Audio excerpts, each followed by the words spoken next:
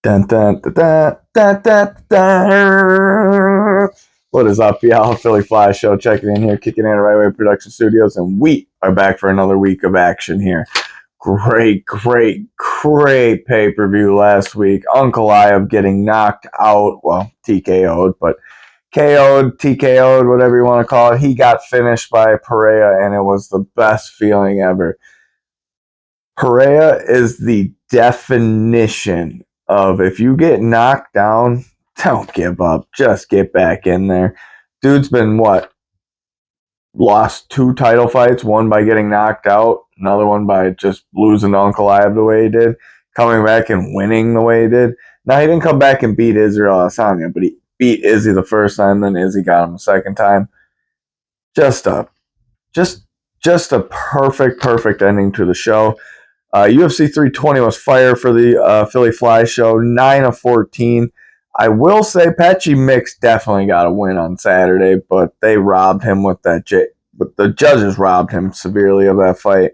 And then Edmund Shabazian, I'm going to say a shout out to him. He still got it. He showed that he was too much for Andre Muniz, and Muniz is not that good of a fighter. He needs to probably take it down a notch or get out the UFC. My 2 underdog picks on the main card completely just biffed it. Just absolutely biffed it up. Abus Magomedov got caught by Joe Pyfer. Joe Pyfer, I said, has hands. I just didn't think he could beat Abus.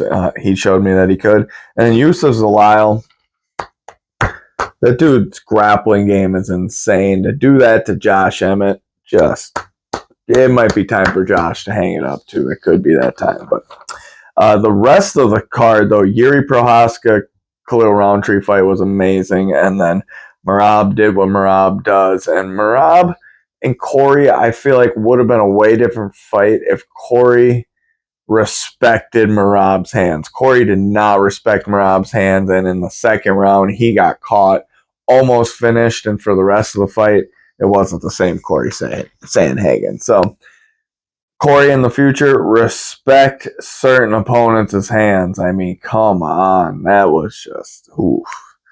That was bad. That was bad, Corey. That was bad. But we're here for UFC Fight Night in Rio de Janeiro. Charles Oliveira versus Mateusz Gamrot is the main event. I'll jump into that here in a second, but we're just going to jump right into match like 13 and get this show on the road here, boys and girls.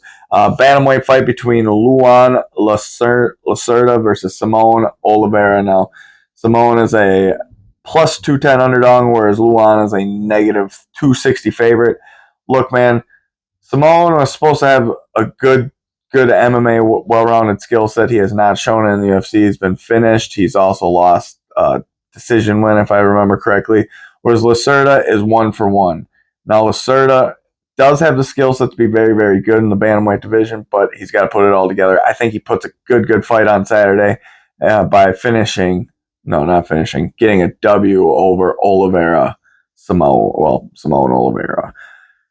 All right, match like number 12 here is a strawweight female fight. This is one of my all-time favorite female competitors. We got Juliana Polistri versus Carolina Kolokwitz. Now, Kolokwitz is a UFC vet. She fought for the title. She gave, at the time, Joanna Jędrzejczyk the only dog fight that Joanna was ever in at the time, and just absolutely brought it to her. And that's the first fight I ever actually saw of hers. Back then, I wasn't a big UFC guy. I didn't spend money on it. I'd just go to a buddy's house once in a while and watch it. And she was on that card against Joanna Jędrzejczyk, and I was like, oh my God, this girl's got class. But I just don't understand why she's still fighting. I feel like she should call it quits. I've said that for a while. But that's not what we're here to talk about. Julia is a negative 575 favorite. Carolina plus 390 underdog. She just doesn't have the skill set to fight in this era of MMA anymore. She was a pioneer. She just needs to call it quits and start the next part of her career. Juliana gets her hand raised on Saturday, and it hurts to say that 1 out of 5 on the confidence level. She can get her hand raised. Ooh, that one hurt a little bit, guys. Hurt right here. Hit me right in my feels. All right, match like number 11 is a heavyweight bout between Walter Walker and Muhammad Usman, younger brothers of UFC fighters, but now starting to think Walter Walker's better than his brother. So Walter is a negative 350 favorite, where Muhammad Usman's a plus 270 underdog. Look, Muhammad Usman got lucky in his unanimous decision win, his one and only win in the UFC. There's no way Muhammad Usman gets his hand raised on Saturday. Only way he gets his hand raised is that puncher's chance, that heavyweight chance. A reason why it's hard to bet heavyweight for me, but I'd be betting on Walter Walker taking that 350 to the bank.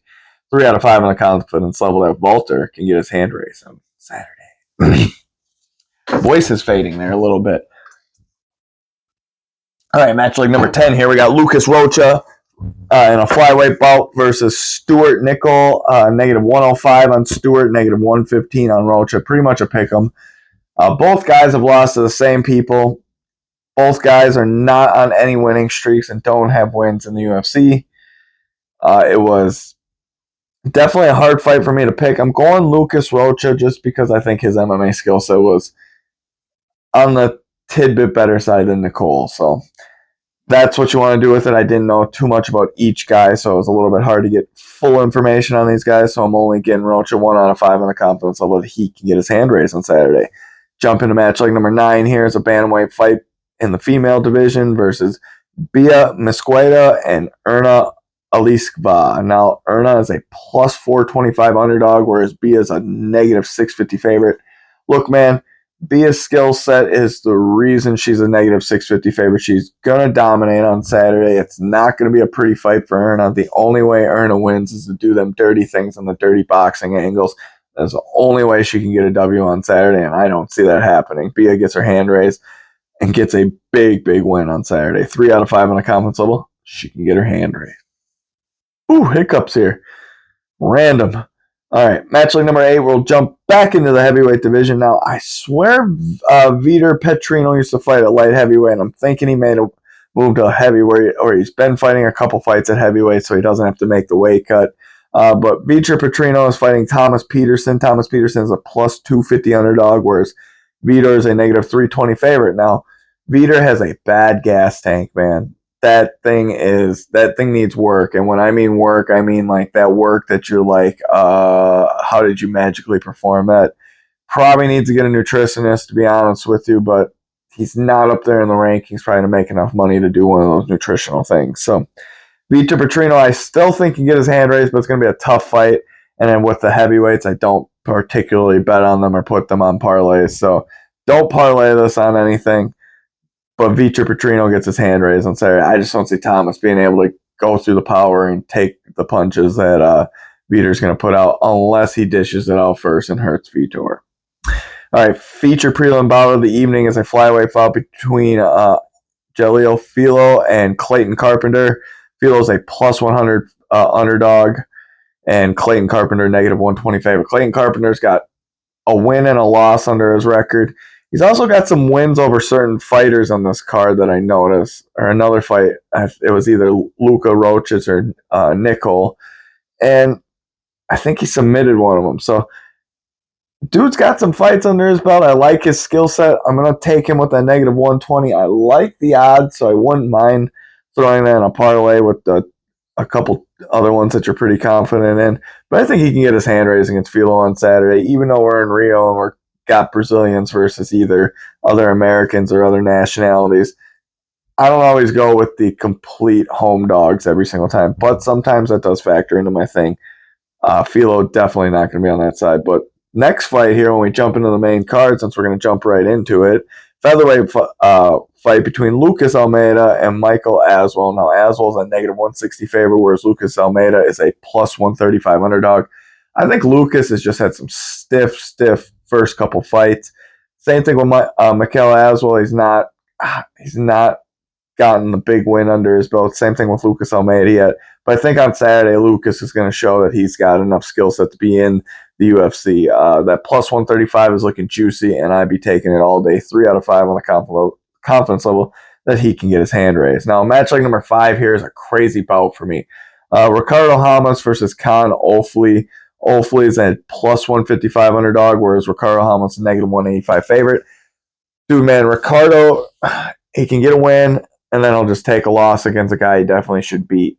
Then he takes a loss against a guy he shouldn't beat, but then puts up a good fight and somehow gets a decision win over a guy that he should have lost. He's just a hard one to figure out. Olfley is not. He's an Australian. He has not gotten a good win under his belt yet. But getting a win against Ricardo Ramos would set him up to get a nice fight here. So I think Olfley is going to get the win. I just don't like what I've seen in Ricardo Ramos on how he's kind of got that glass jaw thing. So if he gets caught, it might be bad. And that's what Olfley's going to be going for. Is going to be catching him with those hands. So not a very good matchup for Ramos. So I think Olfley gets his hand raised. 1 out of 5 though on the confidence that he can get that done. Match like number 4 here is a badass fight, guys. This is a fight you don't want to miss. It's a heavyweight bout between Leonida Diniz and Mario Pinto. Now, Pinto's a plus 110 underdog, and Diniz is a negative 135 favorite. Obviously, being Brazilian and being in Brazil, it's going to be a good fight here, and he's probably going to bring it a little more heavier than what is shown. But Pinto's an undefeated fighter. He's got crazy good hands. It's going to be a blood brawl, and I'm ready to see the blood brawl, and I'm thinking Mario Pinto gets his hand raised, but I'm only 1 out of 5 on the confidence level of that thing even gets done. All right. Match like number 3 here is a welterweight fight between Vicente Luque and Joel Alvarez. Now, I'm glad to see Vicente Luque back on this card, or back in Rio, or back on a card, but I want to see the old Vicente Luque. I don't know what guys come out the last 2 times, if it's the training camp, if it's age, what's coming out. I want to see the old Vicente Luque. We got a chance to see that here on Saturday. He is a plus 425 underdog, whereas Joel Alvarez is a negative 650 favorite. Joel is a badass brawler, though. So these guys are going to be fighting it in the trenches. There's going to be grappling. It's going to be dirty boxing style. And if it goes to the ground, it's going to be on Joel Alvarez's side because he's a way, way better grappler than Vicente Luque. Not saying Vicente can't grapple, just saying he's not as good as Joel Alvarez. So if it stands and bangs, though, the old Luque was such a good counter puncher that it would be a dirty fight to put Alvarez in that position. So it's going to be a good one on Saturday, but I'm pretty sure Joel is going to get his hand raised because I think it's the end of Vicente Luque. 3 out of 5 on the confidence level. He can get his hand raised. And it's almost the same scenario in this next fight. Davison Figueiredo versus Montel Jackson. Montel is he's so well-rounded. He can either put you out with those hands or he can grapple with you. His gas tank is 2/3 good. I've seen it on a couple sides where it's kind of lacked for him, but he's got it there. Now, Davison Figueiredo, we do not know if age has come into a factor in too many fights, if the injuries have come into a factor or what, but he has just not looked like the Davison Figueiredo in his last fight. Davison a plus 245 underdog, Montel negative 310. I'm going Montel here because I think it's the end of Davison Figueiredo. I just think age is coming up to him, and it's just over. His career could be on the downslopes, but Montel is so good. That's kind of the other reason. Now, I'm glad Davison will get a fight in Rio, or not Rio, in Brazil. It might not be Rio, but it's for sure Brazil. Getting a last fight in Brazil before he may retire, so that's pretty good. Montel gets his hand raised. 3 out of 5 on the confidence level. That happens. We get to the main event of the evening, boys and girls. Oh, I'm so ready for this fight. I'm so ready to put the haters out of business here because Charles Do Bronx Oliveira is fighting again. That man just got knocked out 3 months ago, and he's going to sign up to fight again. Fire. That means he's got something in his tool bag ready for someone. Now, he was supposed to fight. The name is really escaping me. Who was he supposed to fight? Dude had a drop off for injury, so they got Mateusz Gamrot, and then Mateusz is a negative 115 semi-favorite, whereas Charles Oliveira negative 105. It's essentially a pick-em. I call this a pick-em. You can go whatever way you want to. Charles Do Bronx Oliveira house, so we don't go against Charles. So Charles is winning this fight on Saturday. It's very hard for me to actually predict that. It's only a 1 out of 5 on the confidence level that this can happen, but Charles got knocked out by a knockout striker, like a guy that he didn't think could do that to him, and it was bad. Charles gets knocked down. Charles always comes back, so that's what I'm rolling with. But I just don't think Mateusz Gamrot's an offensive grappler. He's not a defensive grappler. Charles is a defensive grappler, semi-offensive grappler, and a great striker, and I just don't think Mateusz Gamrot's going to be able to put up with the striking. I think Charles puts him in a dangerous position and either submits him or finishes him in this 5-round main event of the evening. Put it on paper, put it on some money, and let's go, boys and girls. Let's get that paper. I will see y'all next week for a good old fight night, and I think we're 2 weeks out from the next pay-per-view, so see you guys next week, and shout out to Right Production Studios for always making this happen. We will be back for more wins.